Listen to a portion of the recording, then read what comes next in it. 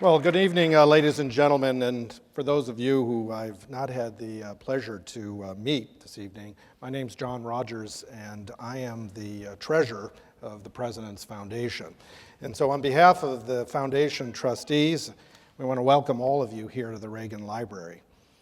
Let me start by honoring the men and women who defend our freedom around the world in uniform by asking all of you to stand and join me in the Pledge of Allegiance.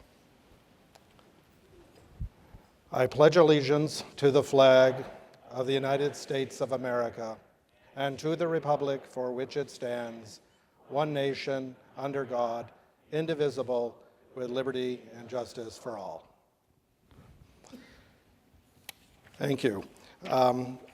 Delighted that you all are here, and I'm particularly delighted to see Congressman Stephen Knight. He represents California's 25th District.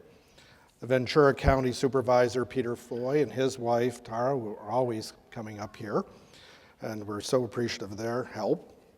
And from the City of Simi Valley, the City Manager Eric Levitt, Mayor Bob Huber, and the council members Mike Judge and Keith Mashburn.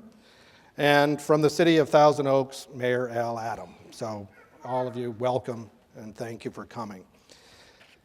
So tonight's my privilege to introduce House Majority Leader Kevin McCarthy.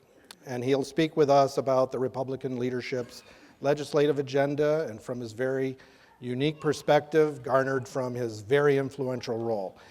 And with so much in the balance in so many ways, it couldn't be more appropriate that we join together for this important discussion and this distinguished venue and at this moment in time. It goes without saying that the Reagan Library holds enormous symbolic significance for many Americans who admire the 40th president, particularly those who share his vision for the nation he so loved. And this library has hosted speeches, lectures, and presidential primary debates. And with an election coming up 18 months from now, there's no shortage of contenders currently jockeying for position as worthy standard bearers of the Reagan legacy. It's not difficult to understand why. Ronald Reagan had an unsurpassed talent for articulating the things that truly mattered, and just as importantly, guiding the policies and the actions that bolstered and preserved his unflagging optimism, patriotism, and his belief in America. That was the hallmark of his presidency. And by all accounts, his 8 years in office redefined the political landscape in our country. At the root of everything that we're trying to accomplish, the president said early in his first term, the belief that America has a mission, that we are a nation of freedom, living under God, believing all citizens must have the opportunity to grow and create wealth and build a better life for those who follow. If we live up to those moral values, we can keep American dream alive for our children and our grandchildren, and America will remain mankind's best hope. President Reagan both enunciated and set that mission in motion, and along with it, an unprecedented period of economic growth and prosperity that extended far beyond his time in office.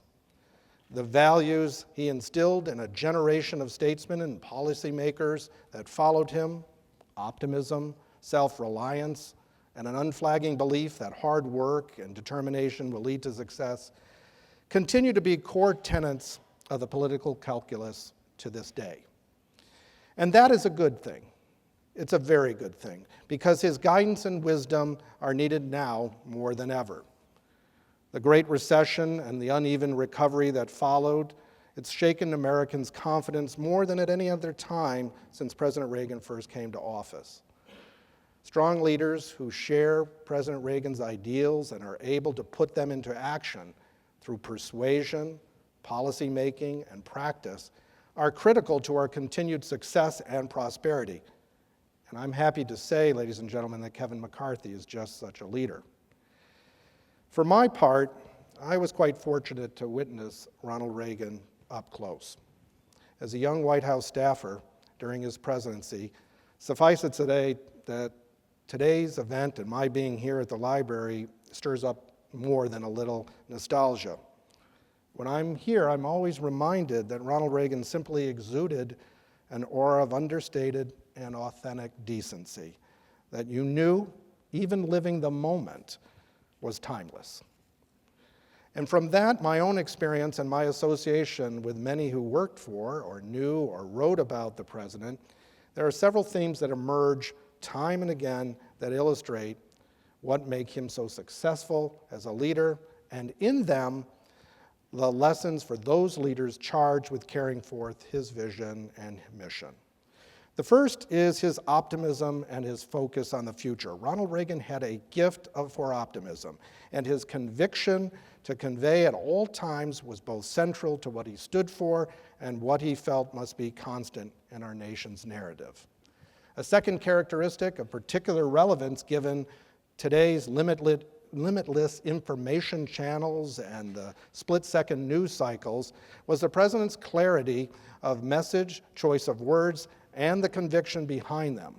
Ronald Reagan was known as the great communicator because he stood for something, and importantly, he was able to explain exactly what that was.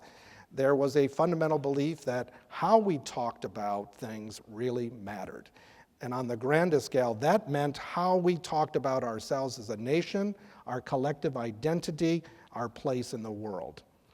The universal truth inherent in his philosophy is what makes it so powerful still, nearly 3 decades since he's left office. The final characteristic worth noting this evening, that is his unshakable character, forged by courage and integrity, forming the foundation of his success. Now, in her memoir of her time in the Reagan White House, my colleague on our board of directors, Peggy Noonan, she wrote What I Saw at the Revolution and shared her own account of the president's rise from humble beginnings to an plausible future president. She said, he started out with little. He rose very far. And the great things with him was not his personality or charm, celebrated though they were then and are today, but his character. He had courage. He always tried to do what he thought was right. And when doing what he thought was right, it demanded from him great effort or patience or tenacity, or made him a focus of unending attacks and criticism, and he summoned up from within the patience and the tenacity and the courage to face it all, to face it down. And when his great work was finished, he left and went peacefully home. These are among the things that made him not an ordinary man, but an extraordinary man indeed. And Ronald Reagan set an impossibly high standard for the leaders to come in his wake. And while many admirers hold his words and his philosophy as gospel, and don't often pass up the opportunity to associate themselves with his greatness, only some wear and wholly imbibe the mantle of his legacy more comfortably and naturally than others. And in this regard, I'm speaking about Kevin McCarthy.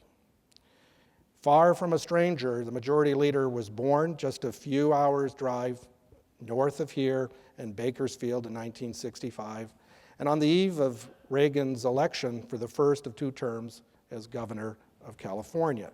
And growing up in the 70s and 80s, he undoubtedly absorbed the Reagan message of self-reliance because he knew exactly what to do when at 19 he invested in a small business that eventually helped put him through college and set him on a path to become the man and the figure he is today.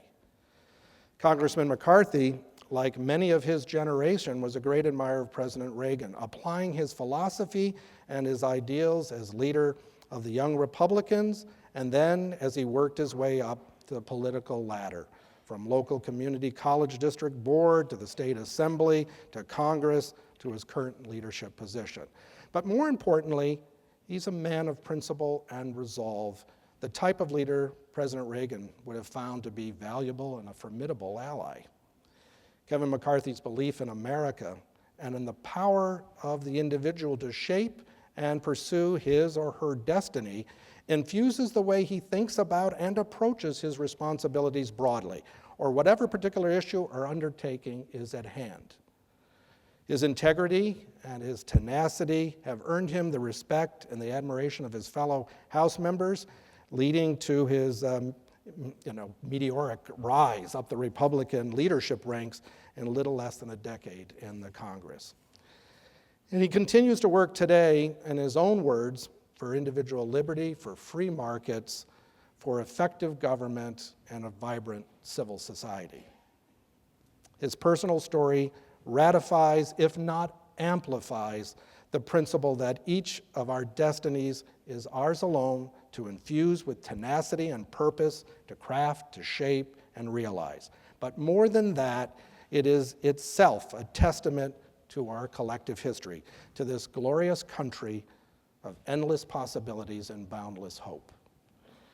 One analogy I came across recently, paraphrasing the Pulitzer Prize-winning journalist Walter Lippmann, he was describing Charles de Gaulle, and he said that the greatness of Charles de Gaulle was not that he was in France, but that France was in de Gaulle.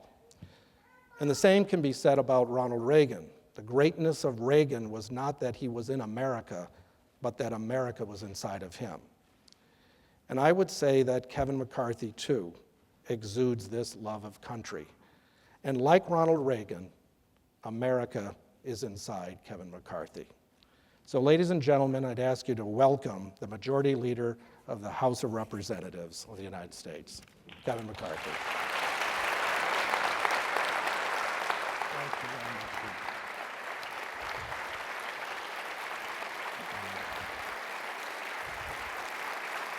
Thank you very much. Very kind. Thank you. Don't go too long. You haven't heard me yet. So, I want to thank John. That's probably one of the nicest introductions I've ever had.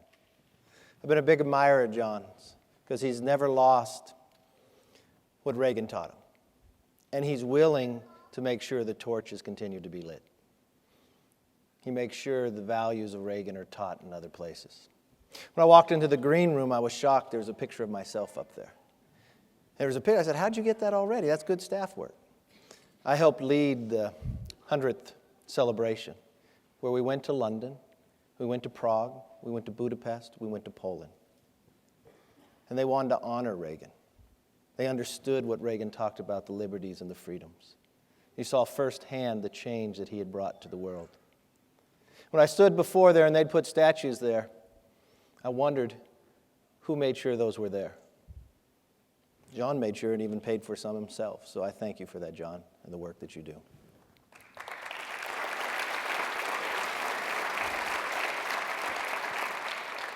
I know she can't be with us tonight, but I want to thank Nancy Reagan.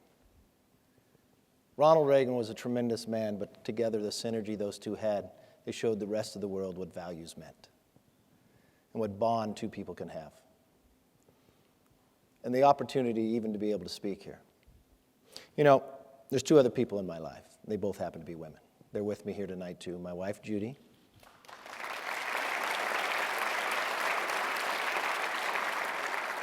And my mom, Bert.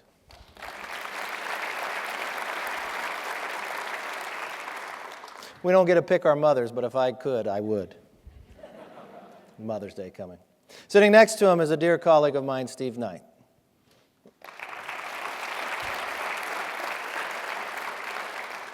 He's a freshman, but he's no freshman in any means. He's hit the ground running. He's making sure that he's keeping the torch as well. Well, I want to tell you a little bit about myself. I see friends in the room. I see some I have not met before, so I want you to understand who I am and where I come from.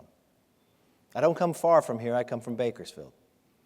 It's where I was born, it's where I was raised, and I can't get elected anywhere else. You all know Bakersfield. You've driven through or broken down, right? But you haven't stayed. I went to all public schools. I grew up in a family of all Democrats, but I was the first Republican. You see, of all the speeches I've given, this was the one that kind of makes me a little nervous. Not because you're out there, it's because of the name on the podium. I'm a child of Ronald Reagan. I come from the Reagan Revolution. He's had more effect on my life than he's ever imagined, and he never really met me.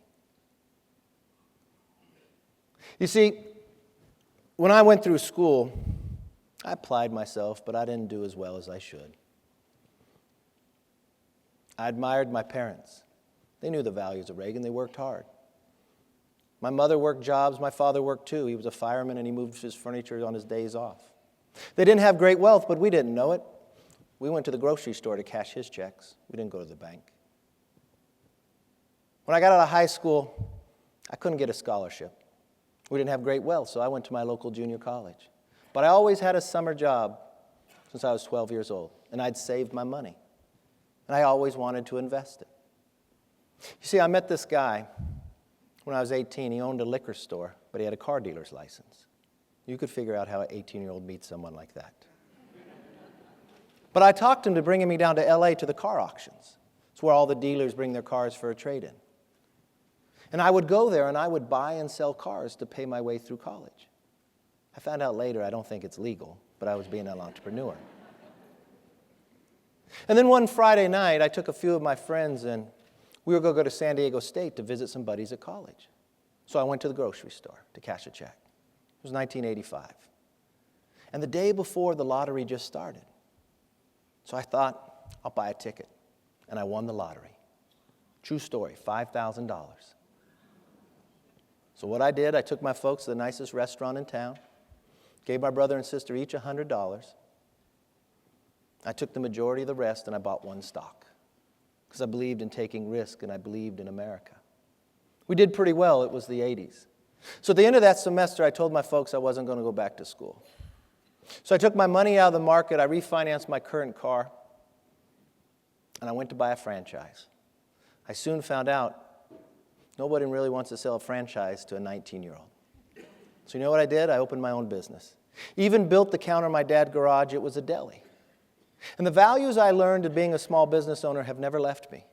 You're the first one to work, you're the last one to leave, and you're the last one to be paid. But it's very rewarding. I soon learned what government regulation was as well. But you know, at the end of 2 years, I did really well. I now had enough money saved that I could pay my way through college without working. So I sold my business. And in my local paper, they had this article, be a summer intern in Washington, D.C. with my local congressman. Now, I did not know the man, but I thought he'd be lucky to have me. So I applied, and he turned me down. You want to know what the end of the story is? I now am elected to the seat I couldn't get an internship for.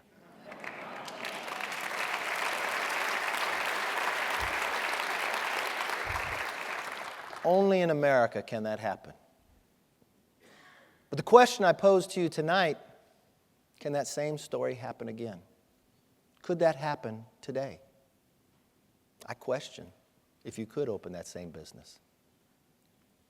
You know, I've done a lot of research when I thought to come give this speech. I wondered what you'd want to hear about, what you would want to know. And I thought I'd just tell you exactly what I think. I believe at the time that Ronald Reagan was elected, we're living through it one more time. In Washington, I hear a lot that today's world, if you look at it, it's like the time right before World War I. I believe it's a lot like 1979, 1980. And I believe that for a few different reasons. Think about what government has done. We have a VA system that can't care for the vets that defended us. And the VA system knew they weren't doing it, and they hid from the facts so people could not find out, and you had to fight to get the answers. You have an IRS system that goes after you based upon your philosophical beliefs. When the person gets caught, there's no accountability. They're allowed to retire and say they've lost their emails. The government spent billions of dollars on a new healthcare system that they can't even build a website. It goes all the way down to the Secret Service. A man that doesn't even have both legs working perfectly jumped the fence. Went through the door. We found out they didn't lock the White House. The alarm didn't go off. You know why the alarm didn't go off? Because it kept going off. It was broken. Instead of fixing it, they turned it off before someone who was off duty actually caught him. When Ebola crisis hit America, we didn't even trust the CDC. We had to bring in the military to do it. You found that government was incompetent. Then think about foreign policy. When was the last time, as Americans, we watched other Americans being held hostage, and we felt weak about our response. 1979 in Iran, and today when it comes to ISIS. When was the last time a U.S. ambassador was killed on foreign soil? That's a direct reflection of the respect other countries have for us or the fear they have of America. In 1979 in Afghanistan, and Ambassador Stevens just recently in Libya. When was the last time we watched the Soviet Union invade another country and you felt the response from the president was weak? They invaded Afghanistan, and Jimmy Carter's response was not to send our athletes to the Olympics being held in their country. What do you think the Soviet Union thought then? Great, more gold medals for them. Today they invade the Ukraine. No stopping with Putin. We didn't have Minsk I, we also have Minsk II agreement, because he continues to push the envelope. He lies to the world and says those aren't Russian troops because they don't have our uniforms. But they're Russians on the ground. When Jimmy Carter was president, he went to sign the SALT II treaty. But it was not ratified, and Ronald Reagan ran against it. We have a president today that talks to the enemy of Iran. We have an administration today that when we go around the world, our friends don't trust us and our enemies don't fear us. Why? Because who do they befriend? When Jimmy Carter was president, his UN ambassador had to resign. Why? Because he privately met with the PLO when we had told our best friends, Israel, they would not, and they were caught. That same time of what I tell you of 79, I don't tell you to depress you. I talk about this because if there was ever a time to embrace the Reagan Revolution, it is now. You know, in my research to speak tonight, I did think long and hard about what I wanted to say. And if you'll give me permission, I want to read one passage. Do not mistake me, no reasonable man who sees the world as it is, who views the deterioration of our economy, the waning of our relationship with our allies, the growth of the Soviet might, and the sufferings of our recent past, could underestimate the difficulties before us. Those are not my words. Those are then candidate Ronald Reagan's words on the eve of his election in 1980. You see, Ronald Reagan, the night before, bought 30 minutes of all three networks, and he spoke directly to the people. That exact same speech could be spoken today. We're just days away before he transformed our country. He talked about the growth of government. He talked about the weakness of America where we had fallen back, and when we fall back, somebody else fills that void. Or that we had to accept this new malaise of this new norm of what's going forward. He did not agree with it. He said there was a better way, another way to move forward. Well, I believe that same thing could be spoken today. You know, in my office inside Washington, I have this office for being majority leader. I had never been in this room until after I got elected majority leader. I didn't know it existed. And in it, I wanted to put some paintings. So I asked a friend of mine. Everything in my office has a purpose. There's two paintings in my office. One of Abraham Lincoln and one of Ronald Reagan. Abraham Lincoln is in black and white because of the time in which he served, of what was going on in America. Reagan's all in color and smiling. And there's many nights I'm there alone, and I will tell you, I'm a little strange. I talk to my paintings. I ask them at times, what advice would you give us? When I sit before and I watch what the administration tries to do, they do try not govern by moving legislation. They not govern by trusting of the people. It's all by executive order. When I look to Reagan, I always think he'd probably tell me a story. My father was good at telling stories. Anytime everything would go wrong, he'd just say, oh, that's the story of the old man having the heart attack. You all know that story, right? The 85-year-old man who's been married to his wife more than 50 years and he has a heart attack. He wakes up in the morning in the hospital and he looks at you, honey, you've always been there for me. Remember when I first came home after we got married and I told you I got fired from my job? You stayed with me. When I went out and I tried to find another one and no one would hire me, so I joined the Army, and what'd you do? You joined the nurses' corps so you could be near me. Then when my men shot me, you were there to care for me. Now, let's admit it, you raised both our daughters. But when I went out and created those 3 businesses that end in bankruptcy, you didn't leave me. And here I have this heart attack. For the first time, I thought I was going to die. I wake up and who do I see? I see you. I'm beginning to think you're bad luck.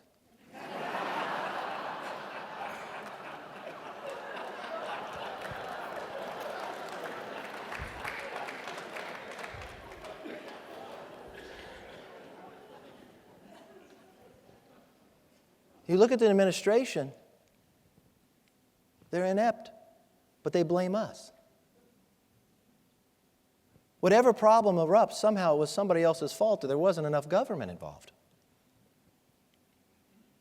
So when I sit and talk to these 2 men on the wall, you ever wonder what they'd tell us today?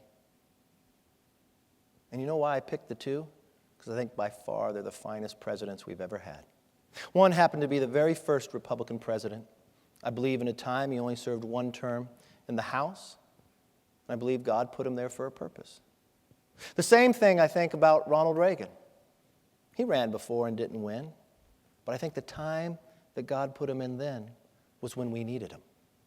We needed to transform. So what advice would they give to all of us? I believe both of them would say the first advice would be the same. Believe in the exceptionalism of this country and do not be shy of it. There is a reason why we're exceptional, because our country was created differently than any other country before us. I say Lincoln would say this based upon the Gettysburg Address. You all know the words. It's less than 270.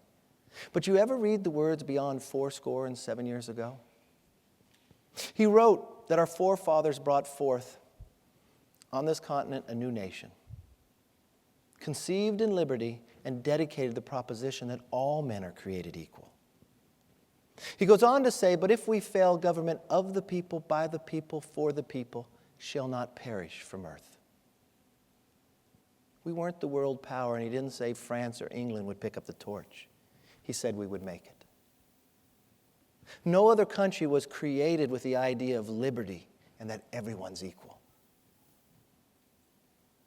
Ronald Reagan knew this better than all the rest. You know why? Because Ronald Reagan understood something very fundamental, that America is more than a country, that America is an idea that free people can govern themselves, that government powers are derived from the consent of the governed, that each and every one of us are endowed by our Creator with unalienable rights of life, liberty, and the pursuit of happiness. So if you ever ask me, why is the picture of Reagan in color and smiling? Because he was a happy conservative. He was happy because he understood his policies brought people greater freedom and liberty. And if there's one bit of advice I could give to anyone running for president, be happy about our policies and invite more people to join us. We don't need to yell. We need to show to be able to govern. You know, the second bit of advice I think Lincoln and Reagan would both give us, don't blame others for your problems. You see why Lincoln would say that? Lincoln was elected November 1860. There were 33 states in the Union. He was not sworn in until March 1861. In that short amount of time, 7 states left the Union. With technology today, you can look every word and search every word of Lincoln. Never once did he blame Buchanan. Can you say the same for our current administration? Reagan brought us the 11th commandment. He never spoke ill of someone else. He ran through the same primaries and difficulties. He lost in a race for the presidency. He knew the team of rivals. He brought his opponent, George Bush, in to be his vice president. When Reagan gave the speech on the eve of the election, he didn't give it alone. He had his vice president, George Bush, sit next to him. I think it's our responsibility, as others come to this podium who want to run for president, let's instill the value that Reagan taught them. Let's keep the 11th Amendment and not speak ill of other Republicans. The next advice, I believe, Reagan and Lincoln understood best. Peace without freedom is meaningless. Think for a moment. Peace without freedom is meaningless.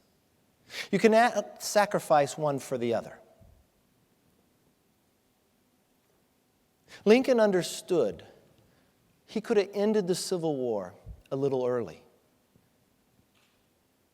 He would have gotten peace, but would he had freedom for all Americans? He had the Emancipation Proclamation, but he did not have the 13th Amendment yet. Would the war be for naught? Reagan understood this probably better than any other president.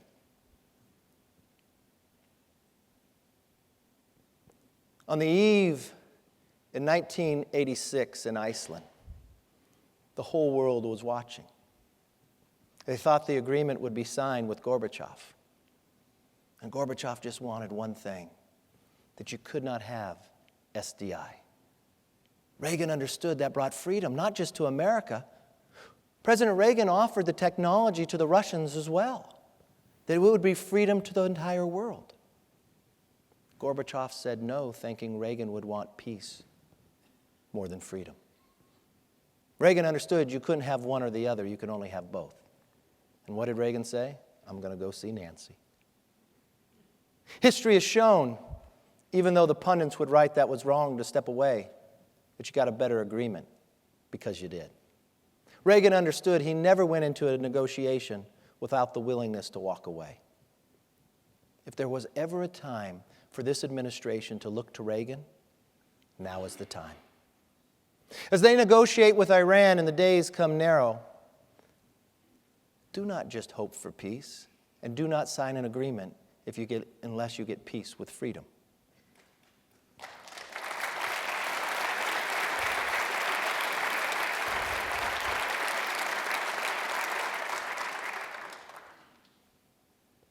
The other question I think the administration should see, Reagan could negotiate with the Soviet Union, but he was never afraid not to say who they were and what they did. He spoke the truth. He made the negotiations just not about missiles, but also about human rights. That's why they didn't want to negotiate with him, but that's why he was able to win. You know, Reagan talked of being able to defeat the Soviet Union. The press, his own staff said, we've got to have a meeting on this. We've got to make a binder. We've got to make an entire plan. This is the greatness of Reagan. He believed in the common sense of the common man. He didn't just believe it, he lived it. So when they all came to him and said, you had to stop, we've got to have this whole discussion about it. Reagan summed up the entire battle with the Soviet Union in just 4 words. We win, they lose. Everybody knew that. You know, if you asked Reagan today, because when I go back, the Senate just voted on being able to hold the president in check on this negotiation.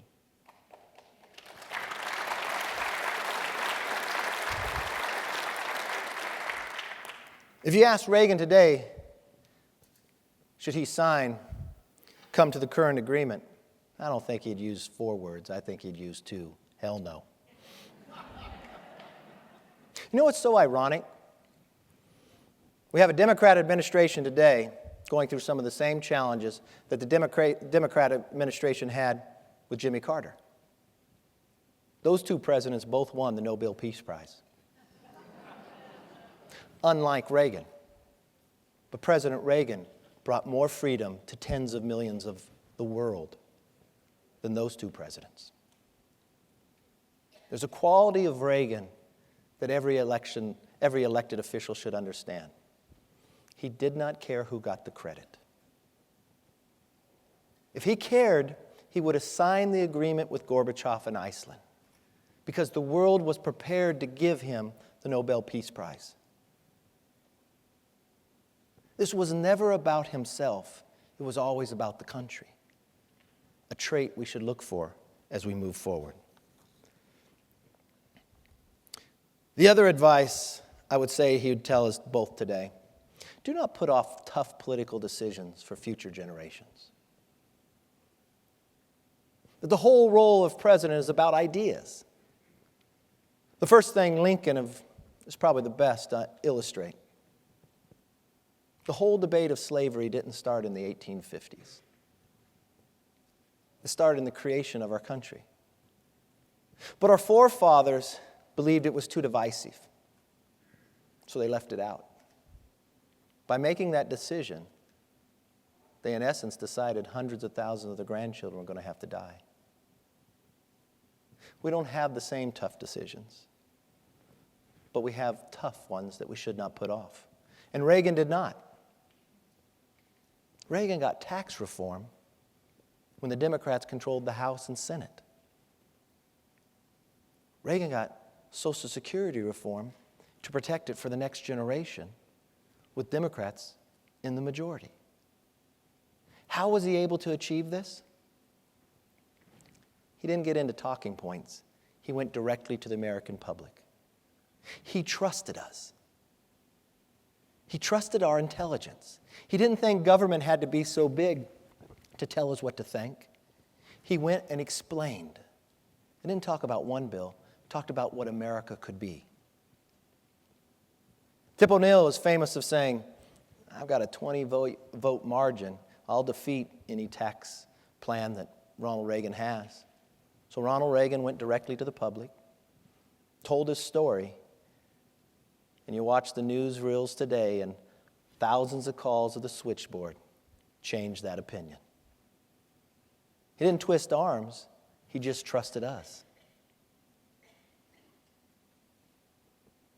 Everyone who wants to run, let's make it not about them, but about the country. I will tell you,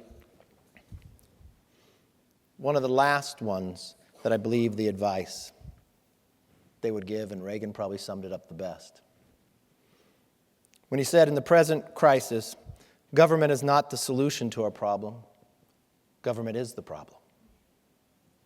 But in the same talk on the eve of the election, Ronald Reagan said he didn't believe in no government, he believed in limited government.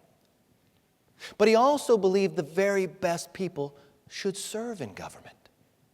And he didn't sit back and plan. He put the team together before he was elected. Why?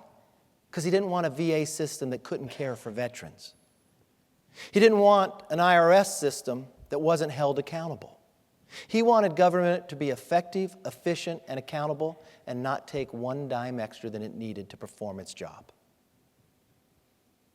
We should embrace that. In the House today, we should think about big ideas and big reforms. That's why we're talking about tax reform this year. That's why we're talking about 21st century cures to transform the FDA. That same debate that Ronald Reagan had on the eve of his election about government and agencies becoming too big and holding people back is back again and only larger. You know, the National Association of Manufacturers, last year they did a study. What does regulation cost to business? To big business is one cost, but do you realize to small business it's even greater? We love to talk about manufacturing in America today. A small business, less than 50 in manufacturing, it costs them $35,000 an employee. How do you compete like that? This administration has added hundreds of thousands of new pages of regulation. You know, I was up in Napa County speaking to a high school, and I was talking about the challenge of holding us back that government and regulation can do. I don't believe in no regulation. I believe in common sense. There's one student in the back, he raised his hand. He said, how could we fall so far behind? How did this happen? So I asked the student, I said, do you play a sport? He said, I'm a swimmer. I said, let me give you an analogy based upon a swim meet. I asked him to picture America competing with every other country right after World War II. We go to the blocks of the swim meet. They blow the whistle. We jump in the water. We win. We not only win, we are so fast we get out and we dry off before second and third arrive. The next year comes out and we say, that's pretty unfair. We won the war. Some of the others have to rebuild more than us. We probably should swim with a weight belt on. So why don't we add a little higher tax to America? So we jump back in and we win. The next year comes around and says, we probably should have a little higher regulation than the others. To every year after year, you're adding 5 or 10. Then it comes to the Obama administration, and he has a stimulus, you add 50. He adds a new health care system, add another 25. When we jump in the pool today, sometimes we don't win. No one says, take the weight belt off. They just say you don't swim like you used to. It's time we remove the weight belt so we can compete with the rest of the world and create the jobs back in America.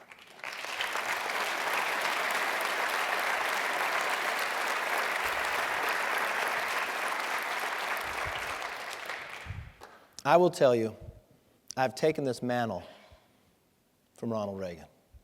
I have just brought together a task force of a lot of new members. We meet in my office regularly. And my advice to them is, I want them all to become individual Paul Ryans for every single agency, the way Paul is to the budget. If we created the agencies today, would they look the same? The goal is to make them efficient, effective, and accountable. Why would we have so much duplication? Why would we not modernize? The VA system still uses paper. When the VA system first started, they used paper and we got our news from the radio. We should be able to change. We know it's not an easy task to go before us, but we will not give up.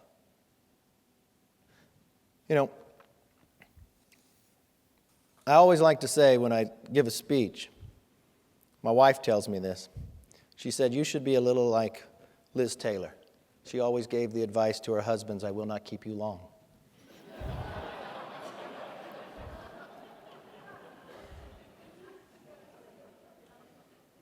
Tonight I talked about 2 significant men. But they were just that. They were just men. But they helped transform this country and transform this world. We have the same responsibility before us. There's certain things that happen in my life and happen in yours that you never forget. They're significant to me. I remember the day I fell in love with my wife. I remember the day I got married. I remember the day of the birth of my 2 children. I remember the day I accepted Christ. I remember the day I became a Republican. They were all in different order. But I want to tell you why I became a Republican. I watched Jimmy Carter put a sweater on and tell me I had to accept something less, that the best days were behind my country. Then I watched Ronald Reagan stand before a podium and say, no pastels, fly the bold colors, and go to that shiny city on the hill. I knew what he meant by the shiny city on the hill. That was America. I knew what he meant by that light. That was freedom. That was liberty. And I knew that light went beyond California and even went beyond Maine. When President Reagan spoke and he talked of the exceptionalism, they'd protest him in Europe. But on the other side of the Berlin Wall, they celebrated him. Those words inspired shipyard workers in Poland to rise up. Those are the words that inspired me. Don't you all believe that shiny city on the hill is America? But don't we also agree that that light has been dimmed a little?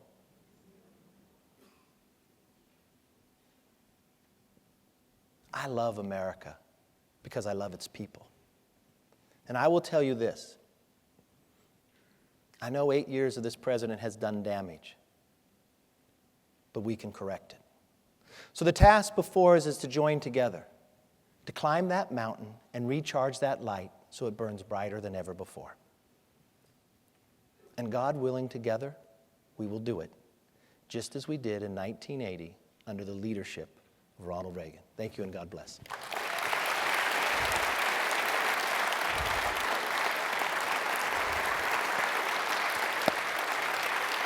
Question? Thank you very much. Okay.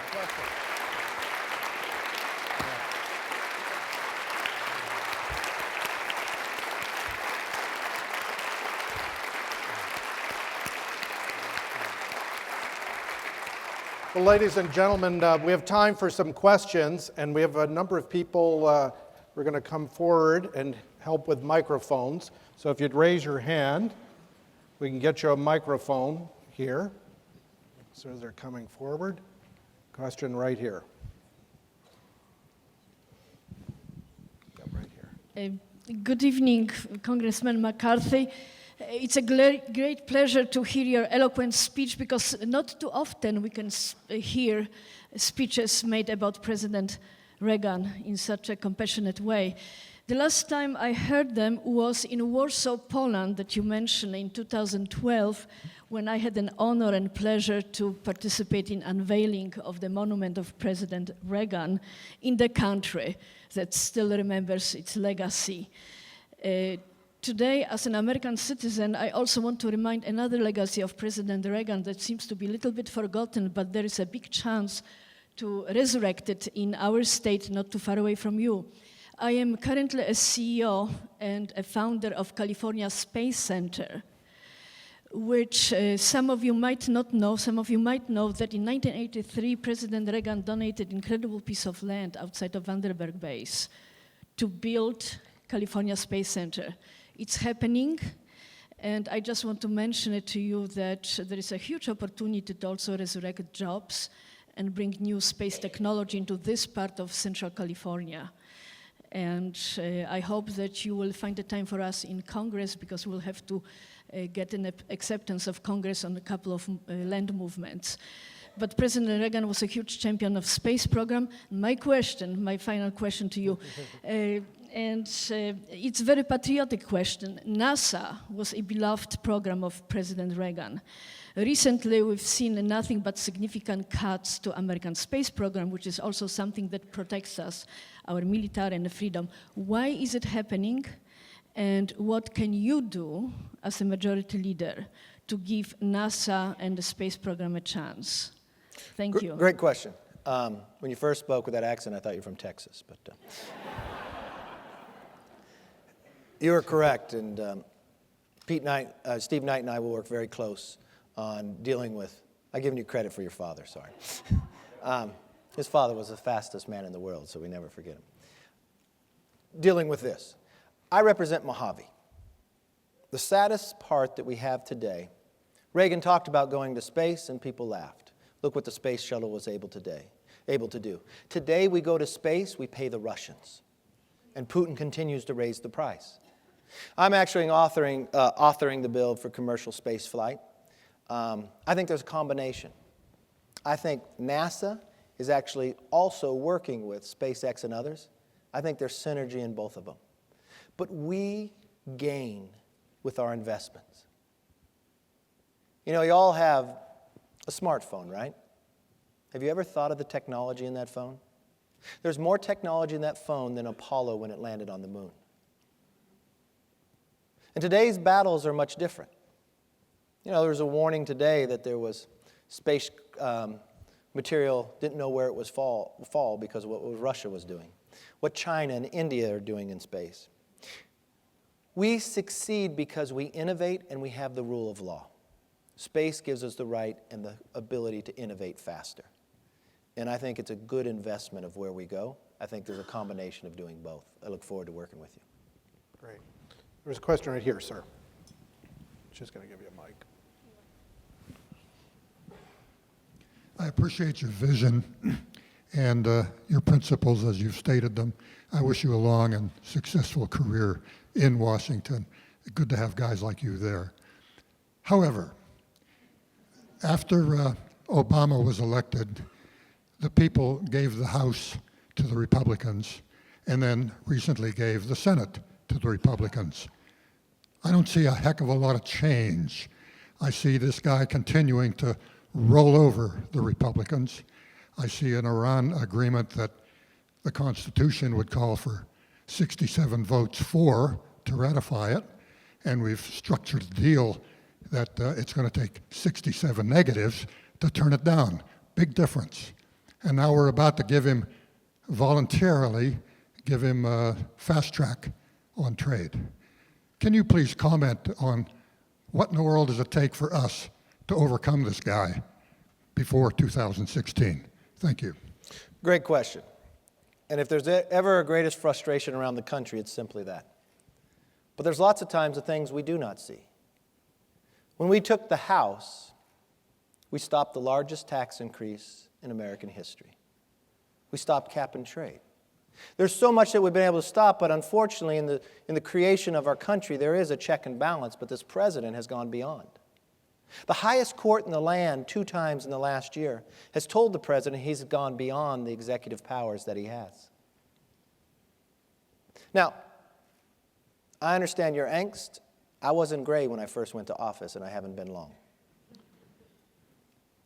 There are some things that we have done. I disagree with the idea of having trade promotion authority. Because in the trade promotion authority, it actually gives power back to the House and to the Senate to reject just even that one agreement.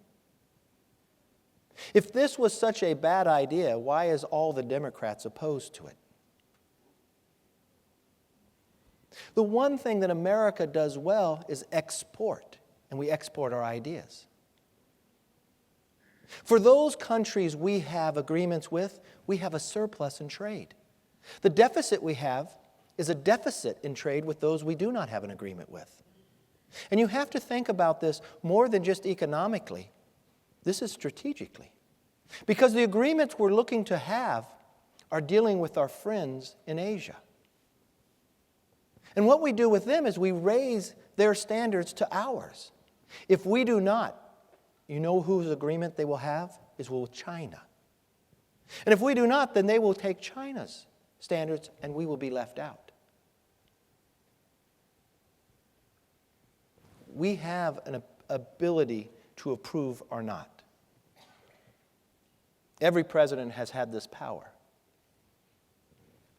I don't know if he could get the agreement by the time he's out of office, but I do understand what the future holds. And China has spent their time. Look at the bank that they just opened and who belonged. We need to move forward and build more allies. The challenge today is friends do not trust us.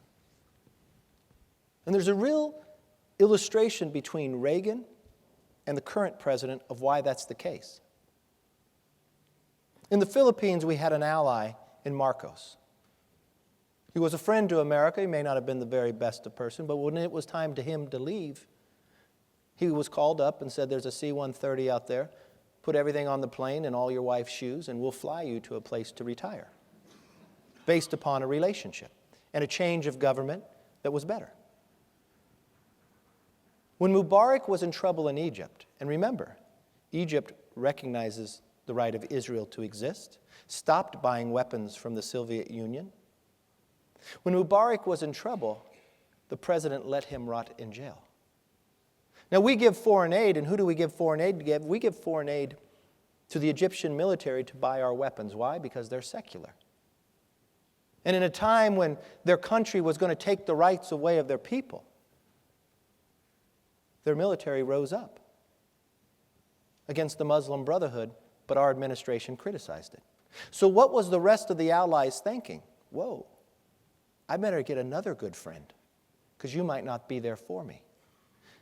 So what did Egypt recently do? They went to Russia to buy new weapons.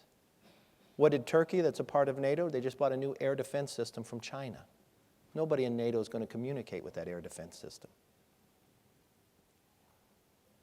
Trade matters to our allies and our friends. When America does not lead, somebody else will fill that void. Right now, America is not leading in so many places. Other people are filling that void, and I will tell you, they do not like our way of life. We cannot hold ourselves back because that somebody does not care for the person in the White House. We have a check and balance. Ronald Reagan did not stop and move forward because the Democrats controlled the House and Senate. He moved forward each and every day, and he took what he can get and came back the next day for what he didn't get.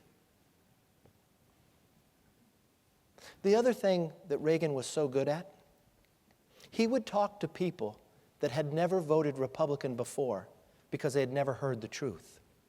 He wasn't afraid. You didn't talk about, in the 1980s, the different Republicans in the party.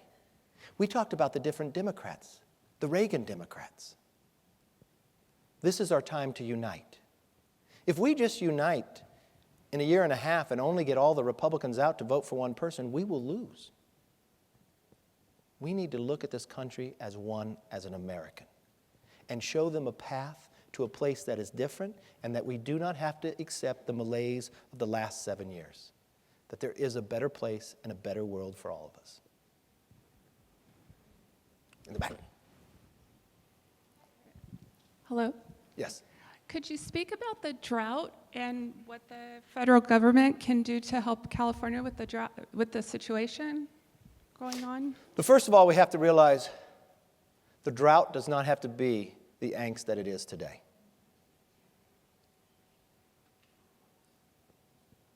And the question earlier about what have the Republicans done, you know that since we took the majority, we have passed legislation to deal with the drought, the last two Congresses, and it died in the Senate.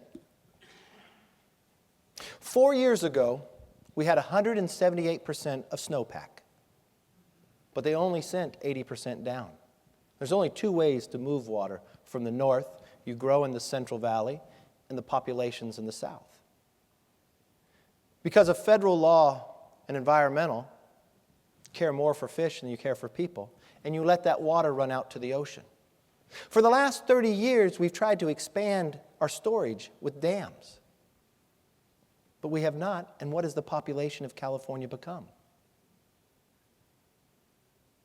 You know, there was a bill up in Sacramento recently that would waive some environmental, some SEPA and some others, so we could expand dams. The Democrats voted it down. But do you realize that same bill came before them a few short years before to build a new basketball stadium in Sacramento or a football stadium in Southern California, and they voted for it? It's about time we put people ahead. Now, the federal government cannot make it rain, but we can prepare for a time that we know will come. This is not the first drought California has gone through. We know the challenge of water. That's why in the early days they always said whiskey's for drinking, water's for fighting. I know this, though. The idea that Jerry Brown has, that he's just going to conserve our way out of it, will not work. I also know I'd rather spend the money building storage than building a high-speed rail that doesn't go fast.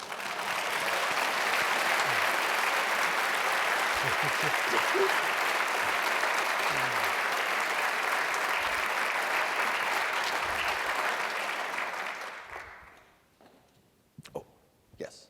Question, sir? I do, yes. Thank you so much for your speech. It was very powerful. I appreciate it. 28 years ago, President Reagan took the Berlin Wall and challenged Gorbachev to tear down this wall. His words were now immortalized, and all those who were concerned that Reagan's words might be too strong and too provocative were proven wrong. Today, the biggest communist country we're facing is China. Given China's deplorable human rights record and the deteriorating trend, as well as the illegal forced organ harvesting from 4 different dissident groups, Falun Gong being the largest, over, at least this point, estimates of over 100,000 people, organs taken out while they're on the table, eviscerated, sold to rich people around the world. In a similar opportunity, what would you do that would be similar to what Reagan has done? How would you do it to stop this? Thank you. Thank you for the question. The first question you have about China, we do have legislation and a resolution moving forward. The greatest thing about what Reagan did was, it wasn't a staffer who told him to do it. It wasn't the State Department that told him they need to write it. And it wasn't a speechwriter that put it in. It was Ronald Reagan's own writing. And the interesting part is, he kept writing it in and they kept taking it out. But that wasn't the first time.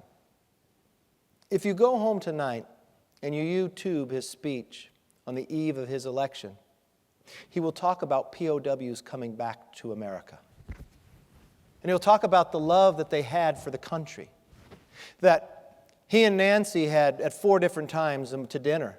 And what he found was these 2 men hugging each other. They knew each other, but they had never met. They were in cells and they communicated with each other just with Morse code. Reagan talked to them because he talked that they understood the exceptionalism of this country. A speechwriter didn't put that in. He put it in his own. You cannot be afraid to lead. And many times in this administration, when they go to negotiate agreements, just like when it comes to peace, they forget about freedom. I'm concerned about China. I'm concerned about Russia. I'm concerned about ISIS. But the greatest threat to this world is happening in the next 60 days. The negotiations with Iran. If Iran is able to have a nuclear weapon, the world will never be the same. If it's perceived they could have a nuclear weapon in the next 10 years. In this agreement, why are they still having the ability to have missiles? R&D. Why do they need Fordo, a facility underground?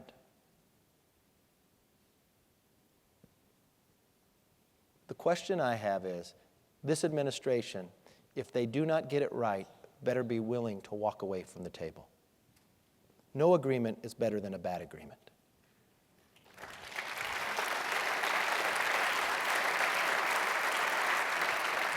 Someone right behind you. Thank you for your remarks.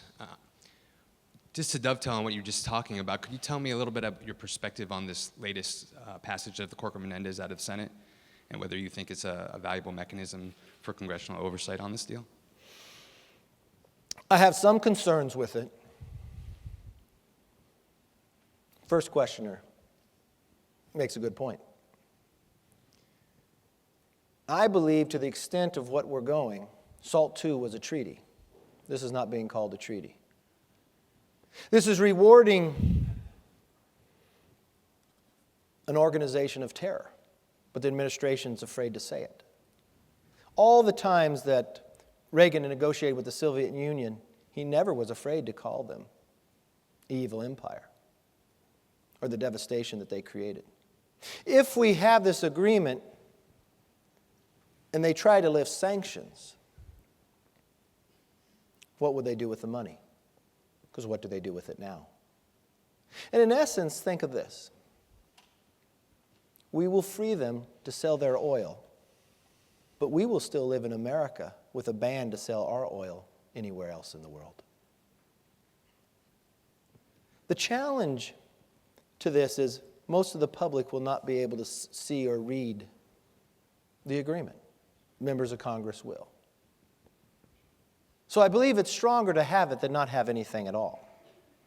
The greatest strength is to have more accountability in it, but more importantly, more conversation about it. I was proud of the fact that the Speaker invited the Prime Minister to the House.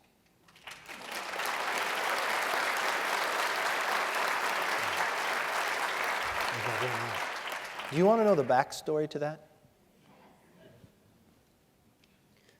From the day we took over in 2010, the Prime Minister asked to come to speak. We had tried to work with the White House. They just pushed and pushed and pushed. There's no greater feeling for a world leader than anywhere else to speak before Congress. And they were just going to wait him out. I do know where the White House is, and I do know where the People's House is. And I think there are different houses and people have different rights of who they invite. So we worked through it. But I thought that speech was very positive for the rest of the world to see, and I thought the administration handled it wrong. Congressman, we have time for one more question. Okay. Am I picking? Or Yeah. Yes, okay. You're waving the hardest.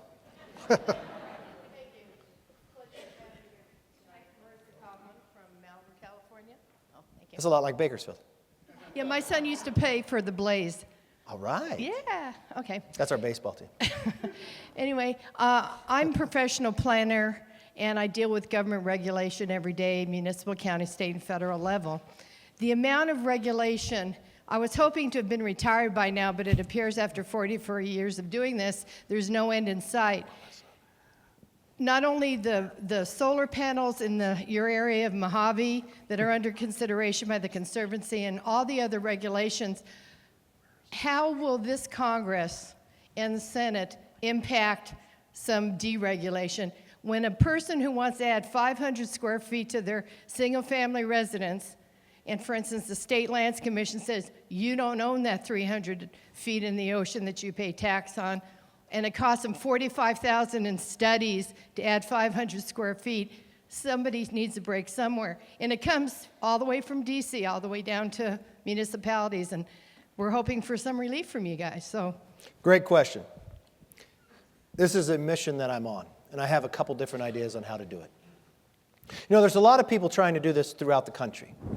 Governor Snyder of Michigan, he's a computer guy. He used to run Compact, and he became a governor. If you ever run software, you create a flow chart of how everything comes down and around. Well, he's creating a flow chart for all his agencies, and he found out they're not in the right place, and you wouldn't create them the same way. So as I talked about the group we just created, we're doing the same thing because of the duplication that's out there.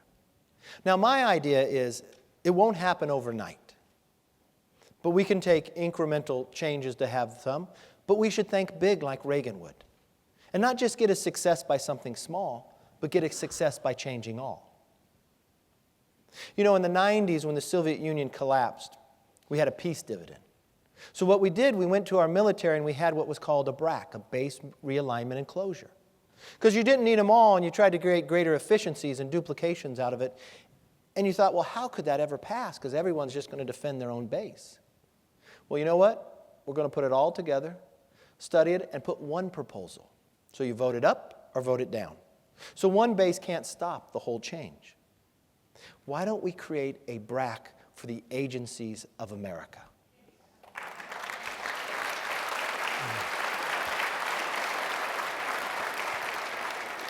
The work that we're building now, I hope, goes into the 2016 presidential debate.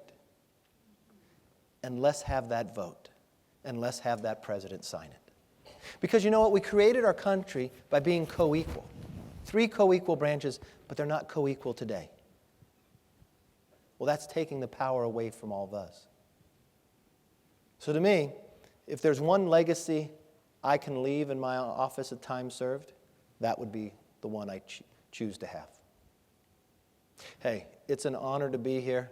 I'm excited. I just want someone to take a picture with this right here.